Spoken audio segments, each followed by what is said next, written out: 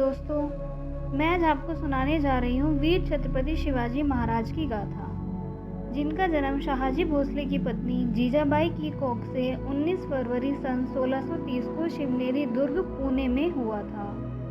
वैसे तो शिवाजी का पूरा नाम राजे भोसले था, लेकिन उन्हें छत्रपति शिवाजी के नाम से जाना गया। असल में उन्हें मराठा साम्राज्य का सूर्योदय और मराठाओं का गौरव भी कहा जाता है, और साथ ही उन्हें हिंदुओं का नायक भी कहा जाता है। शिवाजी ने अपनी शिक्षा और दीक्षा अपनी माता जीजाबाई से प्राप्त की, इसलिए उनकी सबसे पहली गुरु उनकी माँ ही थी, और शास्त्रों और युद्ध लड़ने का ज्ञान उन्हें अपने दादाजी श्री कामदेव जी से प्राप्त हुआ।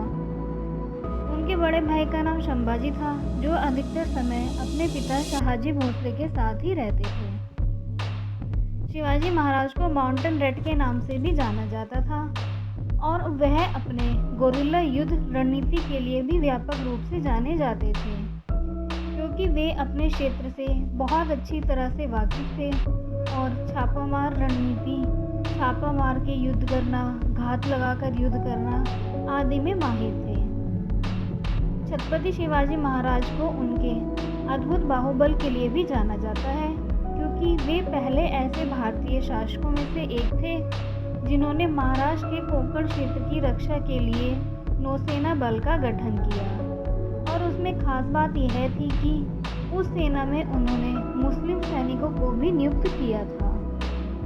शिवाजी महाराज ने कई सालों तक अपने शौर्य, पराक्रम और कौशल से मुगलों की सेना को अपना लोहा मनवाया और उन्हें धूल चटाई। शिवाजी महाराज की मुगलों से मुठभेड़ वर्ष 1656-57 में हुई थी, और इसके बाद बीजापुर के सुल्तान आदिल शाह की मृत्यु के बाद वहां अराजकता का माहौल पैदा हो गया, जिसका लाभ उठाते हुए मुगल बादशाह औरंगजेब ने बीजापुर पर हमला कर दिया, और उधर शिवाजी ने जुन्नर नगर पर हमला कर दिया और मुगलों की ढेर सारी संपत्ति और घोड़ों पर कब्जा कर लिया।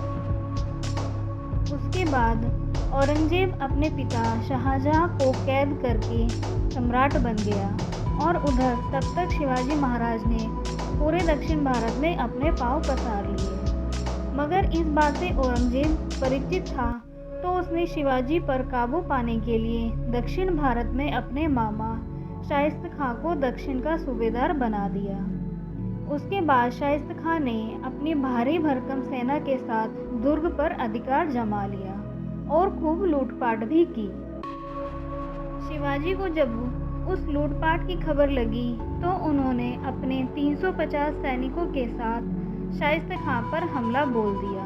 इसमें वो वहां से बचकर निकल गया, मगर उन्हें अपनी 4 उंगलियों से हाथ धोना पड़ा। जिसके बाद औरंगजेब ने शहजादा मुअज्जम को दक्षिण का सूबेदार बना दिया, और फिर औरंगजेब ने शिवाजी से संधि करने के लिए उन्हें आगरा बुलाया और उनके साथ विश्वासघात किया। उन्हें बंदी बनाकर जेल में डाल दिया और उन पर सैनिकों का पहरा लगवा दिया।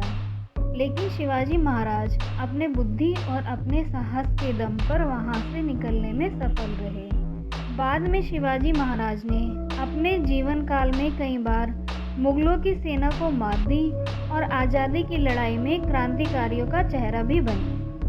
उसके बाद वे 3 अप्रैल 1680 को वीर गद्दी को प्राप्त हो गए। छत्रपति शिवाजी महाराज की जयंती मनाने की शुरुआत वर्ष 1870 में पुणे में महात्मा ज्योतिराव फूले द्वारा की गई। उन्होंने पुणे में लगभग 100 किलोमीटर दूर रायगढ़ में शिवाजी महाराज की समाधि की खोज की, और बाद में स्वतंत्रता सेनानी बाल गंगाधर तिलक ने जयंती मनाने की परंपरा को आगे बढ़ाया। बाल गंगाधर तिलक जी ने अंग्रेजी सरकार के खिलाफ खड़े होकर शिवाजी महाराज की जयंती के माध्यम से ही लोगों को स्वतंत्रता आंदोलन में साथ आने के लिए प्रेरित किया। इसलिए उनकी वीरता और योग्यता को हमेशा याद रखने के लिए हर साल उनकी जयंती मनाई जाती है। दोस्तों, आखिर में एक खास बात और बताना चाहूँगी। महाराष्ट्र सरकार ने शिवाजी महाराज के सम्मान में मुंबई के प्रसिद्ध railway station Chhatrapati Shivaji terminal का नाम बदलकर छत्रपति शिवाजी महाराज टर्मिनल रख दिया। दोस्तों, अगर आपको वीडियो पसंद आए तो वीडियो को एक लाइक ज़रूर करें और ज़्यादा से ज़्यादा शेयर करें ताकि और लोगों को भी ये जानकारी मिल सके। प्लीज़ हमारे चैनल को ज़रूर सब्सक्राइब कर लें। धन्यवाद।